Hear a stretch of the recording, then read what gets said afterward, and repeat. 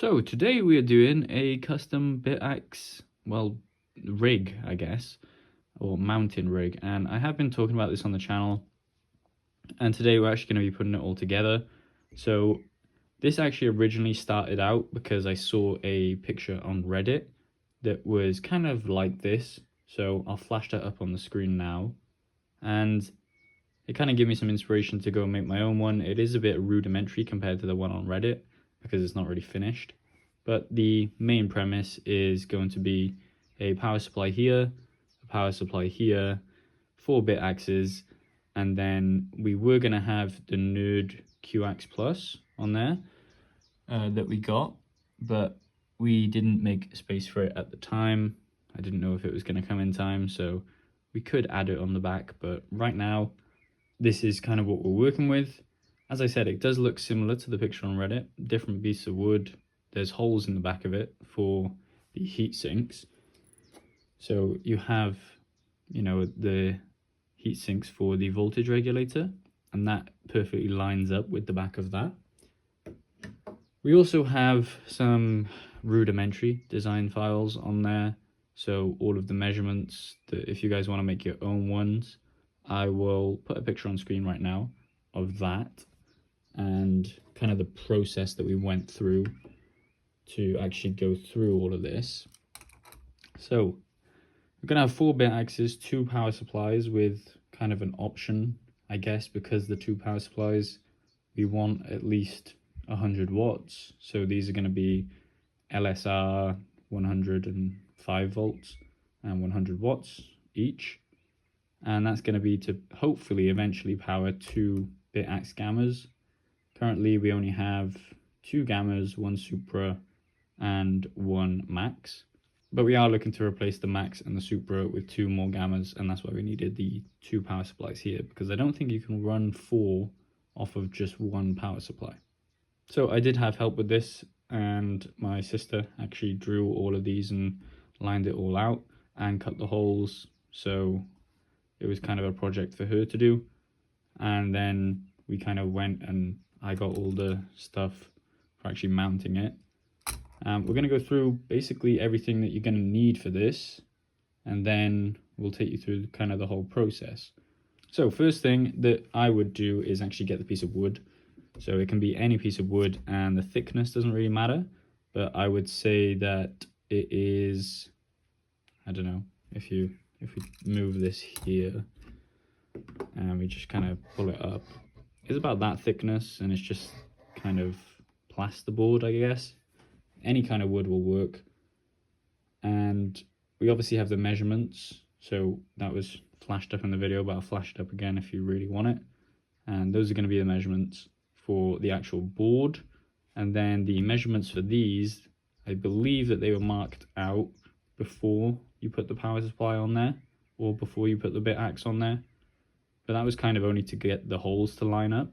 You don't really need to draw it out if you just put the BitAxe on there like that, because the holes will line up already, and that actually fits through the back perfectly.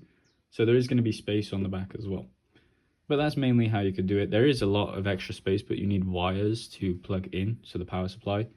Now there was ideas to run it through the back, so drill a hole here, drill a hole here, here and here, and drill a hole here across, so the power supply is facing that way, and then actually just wire everything through those holes, but we decided against it. So today I'm going to be basically showing you rewiring it all, plugging it in, and actually mounting it, and then maybe throwing it up onto a swarm, seeing how much hash rate we can produce out of it, and that's going to be the whole video. So we have holes drilled, but these aren't drilled to immense accuracy. They are drilled for this screw, which is M3, I believe, and then we have spacers as well. So if you want to go get the spacers and the screws, I'll leave them, or an Amazon link in the description if you want to go get them. I believe that these are 1.5 centimeters on the spacer, and that's just to ensure that it lies flat on there. And then we have something on the back to hold it in, so you have bolts on the back that are going to hold it as well, which we'll show you in a minute. So we have 4 of them, and we're going to mount basically all the BitAxes on there. So you have that one there, that's kind of what the finished product is, and it just fits perfectly down into there. Kind of hard to do it with one hand, but yeah. So fits in with there. As you can see, a little bit of a gap just to have airflow underneath, make sure it's not too hot, and it also covers the voltage regulator at the back. So let's get this all mounted, and then we'll get a little bit more into the wiring of the plugs and seeing how much hash rate we can produce all put together. But before we get into that, I want to thank the sponsor of the video, Crypto Miner Bros. Since 2018, cryptominerbros.com has been the premier site for top-tier crypto mining hardware, earning the trust of miners across the globe. The prices displayed on their site cover shipping and DDP straight to your doorstep, ensuring no unexpected costs at checkout. They deliver to over 100 countries and even provide lower invoicing options to help you cut down on customs fees. Payment is a breeze with options like direct bank transfer or cryptocurrencies including Bitcoin, USDT, or Ethereum. With over 250 ASIC options, they stock some of the channel's favorites like the BitAxe Touch, and the Avalon Nano 3S. Join tens of thousands of happy customers who rely on cryptominerbros.com for dependable hardware fulfillment, clear pricing, and a top-notch service. Check out cryptominerbros.com today, link in the description. So as you can see here, we've actually got them all put in there. If we flip this up now, you can see that we've made holes in the back for the copper heat sinks, and we've mounted them like that.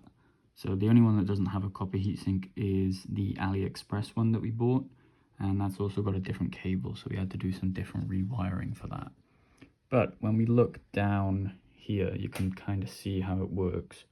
So it's spaced up a little bit just to have that airflow underneath. Now, I don't really know too much about airflow, but that's kind of, I feel like the heat of the VR temperature should go somewhere. It shouldn't just go straight to the wooden board that we see here. So I think that's probably the best idea, was putting that in as well. Also, if it does come to putting them flush, you can still fit all the copper heat sinks through the board right there. So the way that we've done it in terms of orientation, if we just put this here and move it up. So we have I believe that this is the max, and then that's the gamma. And then we have the supra here, if it focuses, and then the gamma again here. So we've got those four like that, if you can see. And then we just need to put the power supplies onto here. And I think we actually need to make a stand for it. So that might come later on, but this is the video just kind of putting it all in place, hooking it up, and then putting it all up to a swarm. And we can see how much hash rate we actually have across them and see if it works as well. So the other thing that we need to do as well is to obviously put the power supplies on, which we've kind of already done the wiring for. So I'll show you that right now. So we have the two power supplies here. We have the wiring in for the actual power, and then the two wires for the two BitAxes, and the same for this. So we have two wires in here, then the two wires for the BitAxes here. And if you can see, these are what they plug into. So we have that, and then we have two. So that's for the bottom ones right here on this one, and then these are for the top one. So this is actually a thicker cable that came with the AliExpress BitAxe, and we needed to cut that down actually, because this was the only cable that I had that there's this type that would fit in there, but the other ones are the slimmer cables, I believe. So let's get this actually hooked up, and then we can turn it on. So the way that we're going to be mounting these is going to be flush. So let me put that there. So for example, it's flush, it's going to be through here onto that, and that's probably going to be like a nut and a bolt again. As I said, the reason that it's flush is because there's 2 points, and these are 4 points. So the points of contact is going to be in there for this power supply, and then there's going to be something holding it at the back right there, just in place. So there's only one actual secure one, and then that one's kind of holding it in place. And I think that should be enough. It's not going to fall off or anything as long as this one is tightly screwed in. We could have done it based off of that, but I think that these 2 points that we have here are way better. So let's get them put in, and then we can hook it all up. So here it is. You have the 2 power supplies. As you can see, they're synced in there and then one there, and they're all hooked up. So you have 2 here going to the gamma and the supra, and then you have 2 here that are going to the max and the gamma that we have there. And then you have 2 power cables. As I said, I wanted to drill a hole here, but we'll come back and revise that. We also need to sort out the cable management, so pin them down somewhere, like I showed at the first part of the video, where they're pinned down onto the board. But for now, we can actually do the testing, turn it on, give it a whirl, and we'll see if it actually all turns on. So let's get it plugged in to a power supply. As you can see, these are wired in by there and then by there. And this is the first time that I'm turning it on in a while, so hopefully it all goes right. We might have to tinker around with the voltage on both of these just to make sure. But yeah, let's get it plugged in and see if it works. So we've just plugged it in. As you can see, we do have power on basically all of these. They're all spinning up. But let's now take it over to the computer and we'll check in on all of them, see how they're doing. So this is not the optimal placement to put it. This is just stacked on the floor because we need to sort out a better power solution of where to plug it in, because we have 2 plugs by here. But we'll sort all this rudimentary stuff out later. This is kind of like a work in progress, but this is good so far that all of them turn on. We'll have to check the voltages and see, you know, kind of what's going on, and see if these are actually applying the correct voltage to all of them. But yeah, let's throw it up to the computer and see kind of what we're getting out of all of them. So we have all of the BitAxes loaded up onto AxeOS right here. If we just go to dashboard on all of these, and we have the supra here. So this is the normal supra. We're just going to cover some little bits. The input voltage is slightly higher. I don't think really the temperatures matter. They're kind of normal temperatures. Input voltage is 5.1, and then the corresponding BitAxe that is connected to that same power supply is this one. And the input voltage is 5.1 to 5.2. So maybe there's a little bit of tinkering just to get it down to 5 volts. But when you start overclocking, you want it slightly higher in the voltage because it'll drop as you overclock.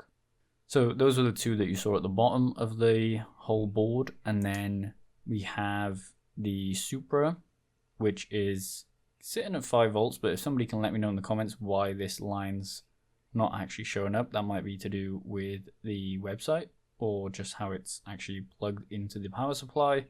I don't really know, but maybe we need to refresh the website just to make sure that this is actually correct information. But it is sitting at 5 volts. And then you have the AliExpress gamma, which is actually recording at 5 volts as well. So I haven't really done anything in terms of overclocking. They're just normal, I think, default overclocks, apart from the gamma that we have here, which is slightly overclocked a little bit more. So all of them seem to be running very fine. The efficiency is good. The power supplies are holding up, I guess. There's not really much heat coming off them. I don't think the heat, or at least any of them, are overheating necessarily.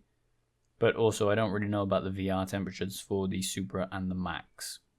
But we have got it up to a swarm here. So as you can see, BitAxe Gamma, BitAxe Max, BitAxe Supra, and BitAxe Gamma AliExpress. And we have a total hash rate sitting around 3 and a bit terahash. Total power is 65 watts. So in theory, we could run all 4 of these off of one power supply.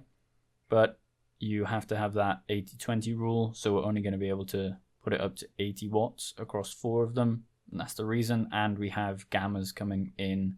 So if we want to potentially overclock them in the future, then we'll need 2 power supplies basically, or a bigger power supply, which we could get, but these 2 are fine at the moment.